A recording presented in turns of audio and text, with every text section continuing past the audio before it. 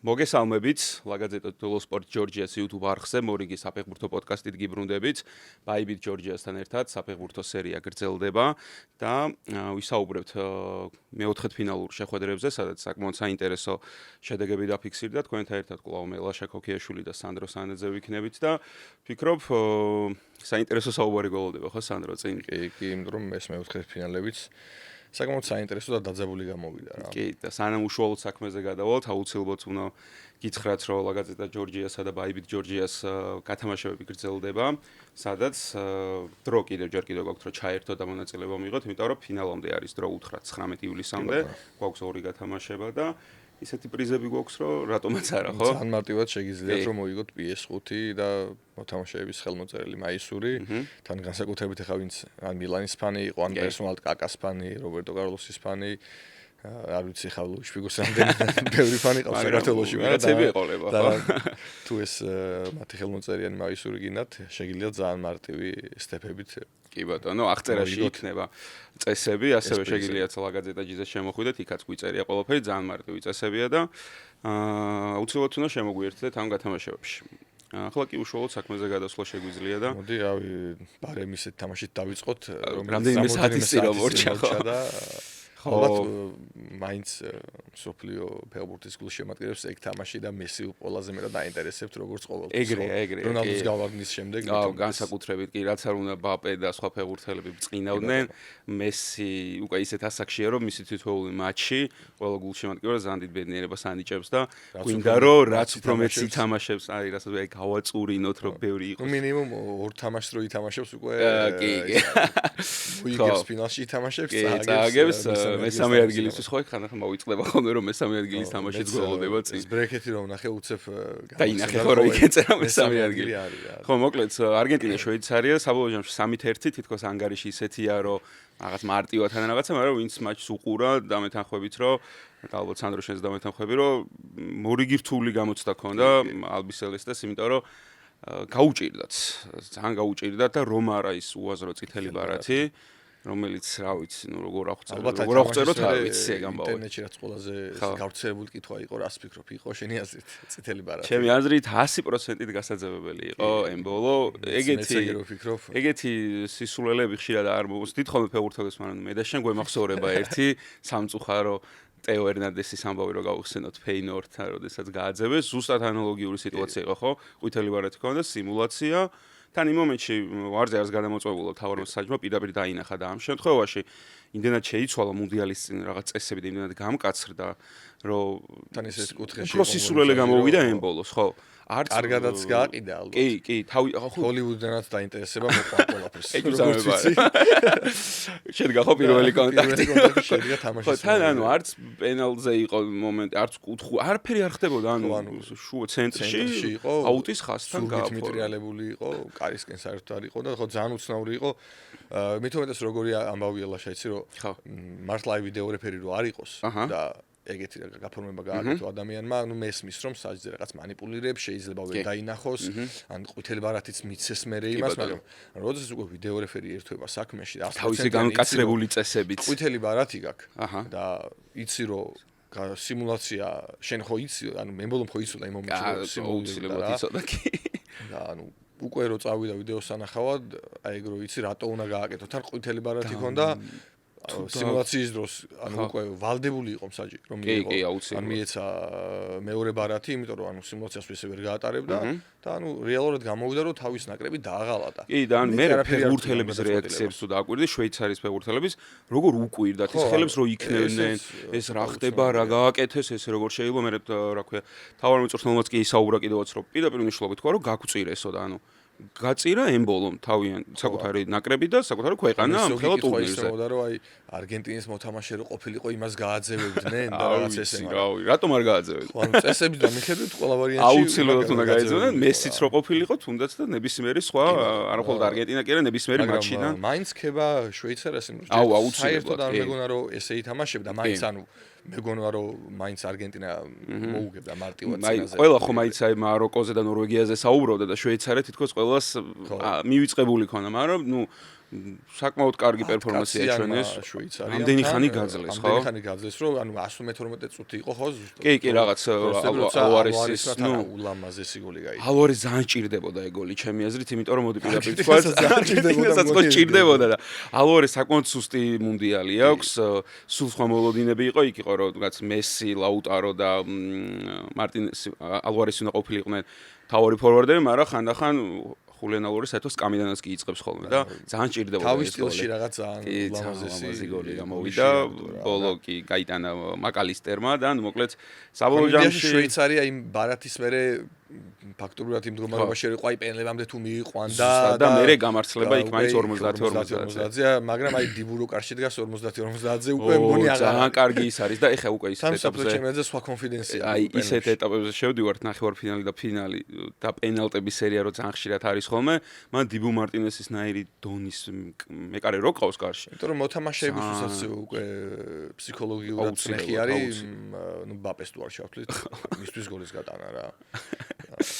ხო მოკლედ არგენტინა იყო პირველი არა ნუ იდეაში ბოლო ნახევარფინალისტი კი და როგორც დავიწყეთ პირველი გამოგვივიდა ხო და ნუ მოკლედ თუ გინდა მოდი გავყვეთ და მათ მოწინააღმდეგეზე ვისაუბროთ რომელიც იქნება ინგლისი ხო ინგლისი ნორვეგია ხო ნორვეგია მხრივი თამაში იყო ხო რა ორივე კარგი თამაში იყო შეიძლება გასულიყო რა კი და ძაკაც იყო ბევრი კითხვები ხო საჩთან ერთ-ერთზე როდესაც ნორვეგიას გოლი გაუუქმეს იყო თუ არა ჯარიმა ამაზეც არანაკლები საუბარი იყო როგორც თქვა ემბოლოს ამბავზე პრემიერ-ლიგა ყოფილიყო ეს თამაში პრემიერ-ლიგის ეგიდით ალბათ შეიძლება არ გაეუქმებინა ეს საინტერესო მოსაზრება იქ უფრო ეს ფიზიკური ხელისკურები თუნდაც მეკარის დაბლოკვა პრემიერ-ლიგაში თან ჰოლანდი რო იღებდა მონაწილეობას თან პრემიერ-ლიგაში ვიცით რასაც აკეთებს ხოლმე და როგორც აკეთებს გაქონდა ძალიან ბევრი გოლი ხო რაღაც იქ ხელისკურები აი ხა მაგაზე არ მიფიქრია და ეხლა რო დავფიქრდი ხო თავიანთი კუთხურები რო გავუსწრებთ შევა ბოლო 10 კუთხურიდან სადაც 7 ან 8-ში როგორც ვინ ყველა მეკარეს პრესავდა და ისეთ მოძრაობებს აკეთებდნენ რომ უმეტესობა არ ღვევდა, მაგრამ გოლს მაინც თვლიდნენ. იყო ხო, აქ რო ამ შემდეგ უკვე დარტყმის ეპიზოდში სანამ კუთხე ჩააკეტა და გოლი გავიდა ნორვეგიის მოთამაშემ, იქ აფსაიდიც ჩანდა ჩვენი რაკურსით. ალბათ ვიდეო რეფერიზე შეიძლება იყო, არ იყო ეგ ამისით, მაგრამ ფაქტია ეს ჯარიმა დააფიქსირეს კუთხურის ჩამოწოდებამდე, შესაძლოა. კი და მერე გაამეორეს ეგ კუთხური და ხო, მერე ვერ ვიტყვით რომ აი ჯარიმა რო არ მიეცა, შეიძლება ეგ გოლი მაინც გაუქმებულიყო რა. კი ბატონო, ეგრე არის, ხო. ეგ არ ვიცით. მაგრამ მაგ მომენტის მერეც უკვე რამოდენიმე წუთში საკმაოდ კარგი კუთხური ჩააწოდეს, ისევ დარტყმა და სიმაღლეს კარგად იყენებდნენ ისე. სიმაღლე რეალურად გამოიყენეს. ძალიან მაღალი ფეხბურთელი იყო და მანდაც გადარჩა რეალურად ინგლისი რა. მოკლედ, ეხლა ვიხსენებ პირველ ტაიმში სორლოთის არ გაკეთებულ პასზეც აუცილებლად უნდა ვთქვა. ეგ როგორ გამომჩა. იმიტომ რომ და ეხლა რაზეც თქმა მინდოდა, იცი რომ საბოლოო ჯამში ნორვეგიას უფრო მეტი კარგი მომენტი დაუგროვდა ჩემი აზრით. დასამახსოვრებელი თუნდაც კი და რაღაცა უფრო რო ახლოს იყვნენ გადანილ გოლთან ვიდრე თქვა ინგლისი. ამით იმის თქმა მინდა რომ აი თუნდაც როგორც არგენტინაზე ვისაუბროთ რომელსაც საკმაოდ რთული გზა გამოვიდა იმის მიხედვით რომ საკმაოდ მარტივი მეტოქეები ყავდათ ასევე შეგვიძლია თქვა ინგლისსაც. საერთოდ ძალიან რთულად გაიარეს ხო ეს მაგრამ მაინც ხო მექსიკაც თვითონ ეს ნორვეგიაც რთული გუნდები არის სათამაშოდ რეალურად გეთანხმები არაფერი რო არ აქვს დასაკარგი და მით უმეტეს მექსიკას თუ არ ვწდები გოლი არ ქონდა გაშვებული ინგლისის თამაშამდე ხო კი და მაინც ეს რაღაც თანამასპინძელი იყო აცტეკაზე რამდენი ხალხი იყო და ნუ მაგ თამაშიც როგორ გაუჩნდა საერთოდ იმაზე რას ვფიქრობ ალბათ ერთ-ერთი ულამაზესი გოლი იყო ხო ეს ნორვეგიამ რაც გაიტანა ეს ჩაწოდება იყო უფრო შენი აზრით ალბათ მაინც აწვდიდა ჩემი აზრით თან ეგ ფეხბურთელი მემარჯვენეა ცაციათი თან ჰოლანდი ეგულებოდა საჯარიმოში და თან ისეთი ტრაექტორით უშვებდა რომ ჰოლანდზე გაცვლილი იყო ხო აი მაღალი რო დაეკტა მაგრამ გამოვიდა შედევრი ნამდვილად კი სხვადასხვა აი მაგ გოლის მერე რაღაც ინგლისი ცოტა შოკში იყო საერთოდ რა აი ის მეორე მომენტი სადაც სორლოტმა უკვე პასი რო ვერ გააკეთა იქ რა კიდევ ვერ ვიჯდა ძალიან უცნაურად დაკარგეს შუაში ბურთი და ანუ 2-1-ზე წამოვიდა სორლოტი ჰალანდი ცენტრიდან თითქმის რა ანუ მთელი ინგლისის დაცვა ნახევარდაცვა მივიჭრა ამ დაკარგით და მოკლედ ხო ალბათ მან სტოუნსმა კარგად ჭკვიანურად ისარგებლა იმით რომ აი სორლოტი არ არის ძალიან აი decision maker-ი ტიპი რა რაღაც გამთამაშებული. სორლოტს უნდა მისცე და გაიტანოს და არა სორლოტსგან არ უნდა ელოდებოდა რაღაც შუაში დადგა რომ ჰოლანდზე პას უკეტავდა და აიჭრა მაგრამ ხო ეხა გარედან რო შევხედავთ რა თქმა უნდა ყველა ვიტყვით რომ აუცილებლად პასი უნდა მიეცა და იქ ხა ჰალანდი რო 2 თვოს გახდი და ალბათ ერთ-ერთი კაცი ვინც ჰალანდს მან ხელს შეუშლიდა და თავისთავი იყო. ზუსტად თუ ააცილებდა თორე არ მგონია რომ მე გააკეთებინა და ხო ესეთი მარტივი შესრულებელიც არა როგორც გარედან ჩანს. კი რა თქმა უნდა. აი კეინი რო ყოფილიყო პას გააკეთა. ხო კეინს არ ქონდა კარგი მატჩი მაგრამ ტოპ მატჩი ქონდა ჯუდ ბელინგებს ხო? რაღაც ინაცულების მე როგორ იყო როგორ შეიცვალა მაინც აი გაათანაბრა თუ არა ჯუდმა ეგრევე ისე გაუქმებული გოლი კეინის რა ლამაზი და ეგრევე აფსაიდის გამო ანუ პირიქით მე შემდეგ ნორვეგია იყო უკვე შოქში და მოუსწრო გაასწრო შესვენებაზე კი და მოკლედ ნუ ჯუდ ბელინგებს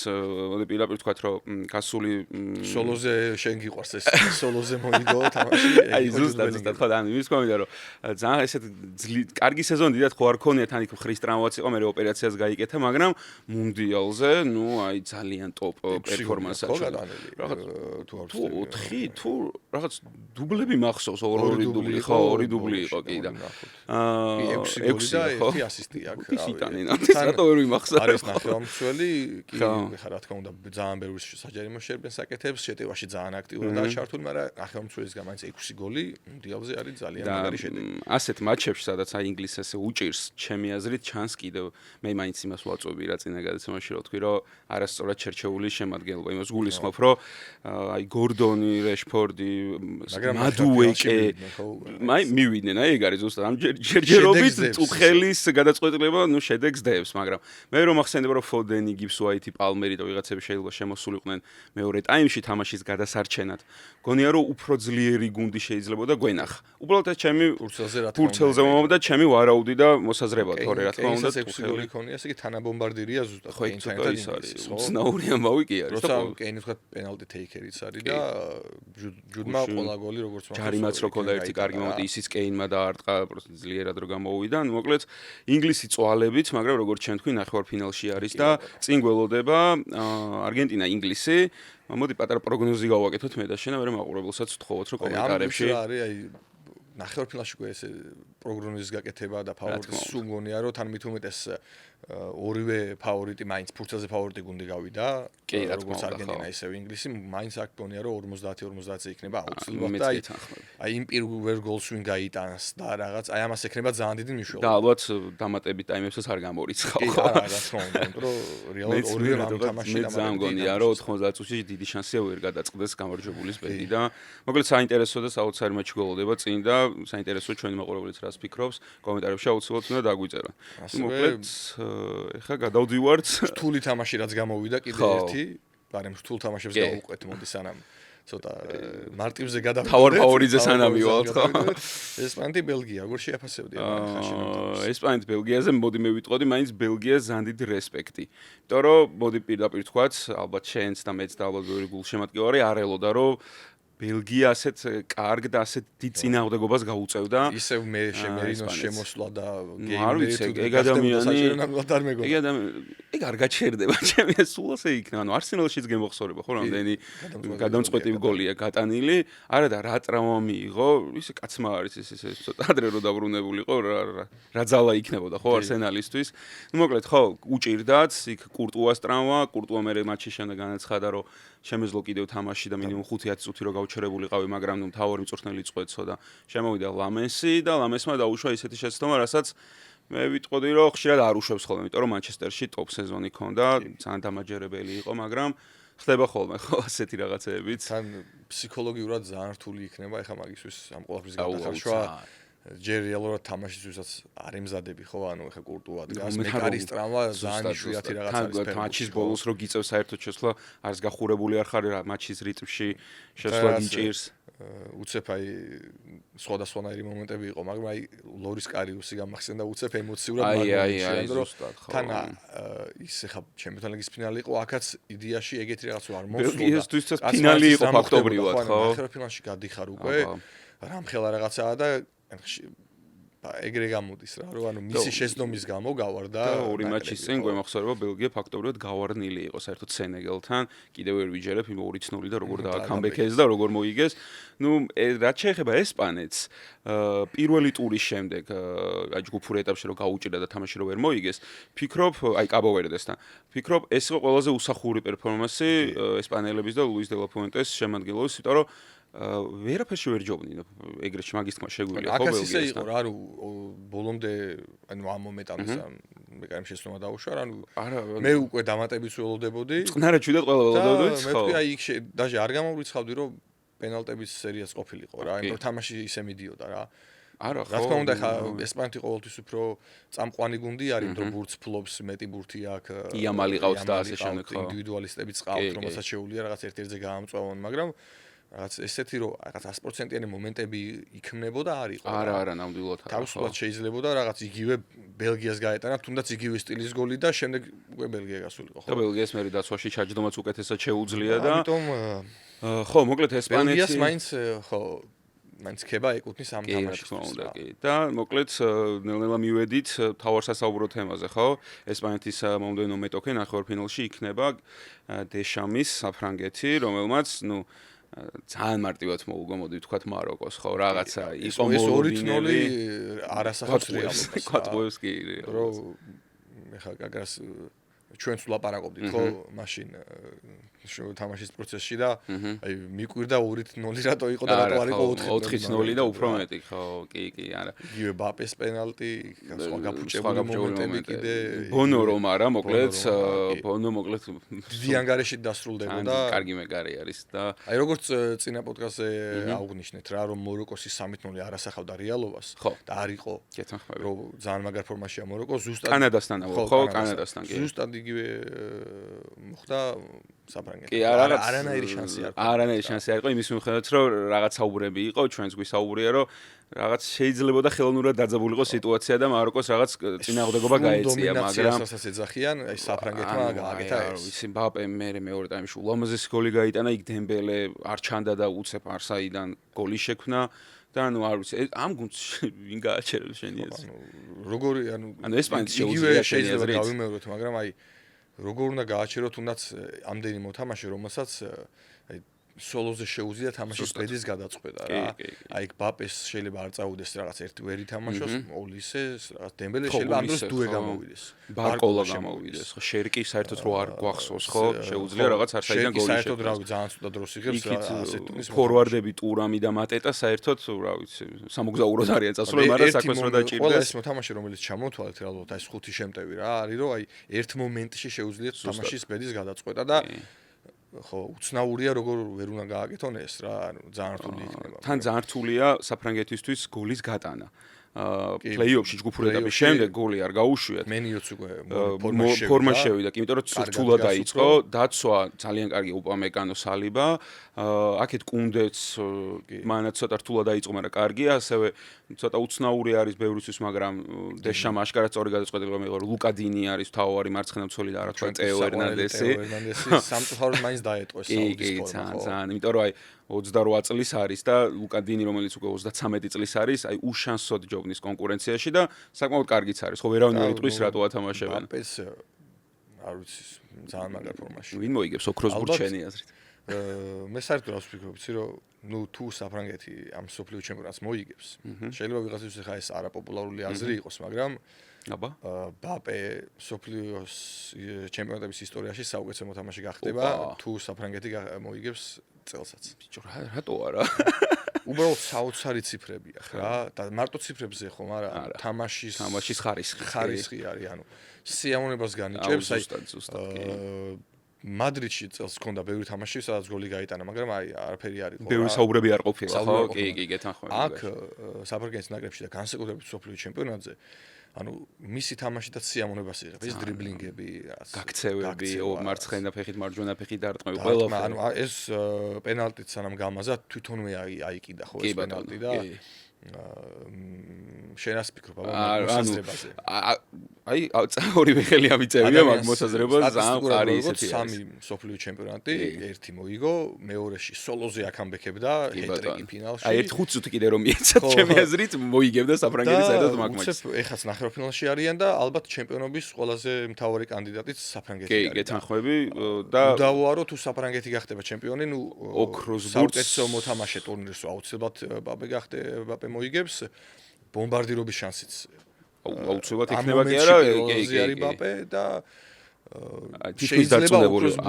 მე თითქმის დარწმუნებული ვარ რომ ოქროს ბურთს პაპა მოიგებს თუ საფრანგეთმა მოიგო სოფლიო ჩემპიონატი მაგრამ მან მაინც როგორ აიცი მე ჩემი აზრია ყოველ შემთხვევაში რომ გაჩნია თუნდაც აი ნახევარფინალში და ფინალში დემბელეს როგორ ითამაშებს რა გეთანხმები კი იქ დემბელე ოლისე კეინი შეიძლება ვახსენოთ რაღაცა ხო და დემბელეს უფრო რატო ვიძახით რომ თუ საფრანგეთი იგებს და დემბელე ნახევარფინალშიც კარგად თამაშობს და ფინალშიც უყურე ამან ჩემპიონთა ლიგაც მოიგო საფრანგეთის მოიგო საფრანგეთის საუკეთესო მოთამაშე გახდა ლიუს ეხა აი ზუსტად რომ ნახოთ არ შესწომაში არ შევიდეთ 5 გოლი 2 ასისტი აქვს ეხა 2 გოლი კიდიან 3 ამან რომ დაამატოს უკვე სტატისტიკა ძალიან იქნება და ნუ რას გადაწყვიტავენ ეგ არ მე უბრალოდ რამ გონია იცი მე უბრალოდ ის გონია რომ ნახევარფინალშიც და ფინალშიც ბაპე იქნება მთავარი კაცი და მაგით ვფიქრობ რომ მაინც ოქროს ბურთს ხო დიდი შანსია რომ ეგრე იყოს კიდევაც ხო და მოკლედ საფრანგეთი ესპანეთი რაღაც ადრეული ფინალი გვაქვს ხო ნახევარფინალში რაღაც თითქოს აი ფინალში რო უნდა იყვნენ ეს გუნდები ჩემი აზრით ბევრად დიდი мотиваცია უნდა ქონდეს ეხლა რადგან ბოლო თამაში ესპანეთთან წაგებული აქვს პლუს წინა მუნდიალის ფინალი აქვს წაგებული და აუცილებლად ფინალში გასასვლელები არიან ხო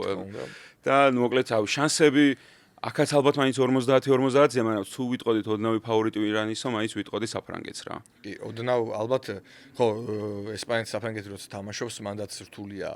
რაღაც გააკეთო ისეთი პროგნოზი რომ აუცილებლად ვინ მოიგებს ფეხბურთში ეგრე მართლა ვერ იტყვი მაგრამ რაღაც აი 51-59-ზე თუნდაც აი მართლა რაღაცა პატარა საფრანგეთს მივანიჭებდი მე კი მოკლედ ეს მატჩები გოლოვდება 14-ში და 15-ში საფრანგეთი გავაფინალში ახალი სიმღერა თუ დაიდროპება ნელ-ნელა ტიზერი თუ იქნება უნდა შემოგვაპარონ რაღაც ნელ-ნელა ხო მოკლედ საფრანგეთი ესპანეთი არის 14 ივლისს თბილისის დროით 23 საათზე და ეს ძალიან მიხარია რომ ადამიანური დროს არის ორივე თამაში და მეორე მატჩი კი ეს იქნება 15-ში ისიც 11 საათზე არგენტინა ინგლისზე მოქვს საუბარი მოკლედ წინ გველოდება ნუ გავედით ბოლოში ნელ-ნელა როგორც ჩვენ გადაცემაში ასევე მუნდიალის ნელ-ნელა გადის ბოლოში ცოტა სწრაფად კი გავიდა ჩემი აზრით ეს არსებობს გუშინ ჯგუფურზე ვლაპარაკობდით და დღეს ნახევარფინალზე ვსაუბრობთ წინ გველოდება რაღაც საფეხბურთო ზეიმი ჩემი აზრით კიდევ შეიძლება ისეთი რაღაცები ნახოთ რაც არ გვინახავს ამ მუნდიალის მიმდინარეობისას და ძალიან საინტერესოა ჩვენი მაყურებლები რას ფიქრობენ ნეიტრალური გულ შემატკივრებისთვისაც თან ეს წყვილები ჯობდა ხო აი დღეს რო უყურები 4 ანუ მაინც გრანდები სოფლიო ფეხბურთის ინგლისი არგენტინა ესპანეთი საფრანგეთი ძალიან კარგი ლამაზად ჟღერს მაინც და თან რომელიც არ უნდა გავიდეს ფინალში რომ იცი რომ აი საოცარი მატჩი აუცილებლად სახელიანი ფინალი იქნება და ეს მესამე დღის თამაშიც გონი საინტერესო ეგეც კი სხვათა შორის კი ხო მოკლედ დღევანდელი შეჯამება ესეთი გამოგვივიდა მეტი ახლა სასაუბრო მეტი აღარ არის იმიტომ რომ ნახევარფინალზე არის უკვე ჩვენი ფიქრები და ფეხბურთელებისაც მათ შორის აუცილებლად უნდა გამოიწეროთ ჩვენი და ბაიბით ჯორჯიას სოციალები და ლაიქეთ ეს ვიდეო კომენტარებში თუ იაქტიურებთ ძალიან გაგვიხარდება და როგორც სანდრომ დასაწყისში გითხრათ გადაცემის გათამაშები გრძელდება და აუცილებლად უნდა ჩაერთოთ რადგან კარგი პრიზები გვაქვს და განმეორდეთ რომ ისე საკმაოდ მარტივად რამოდენიმე ნაბიჯით შეგვიძლია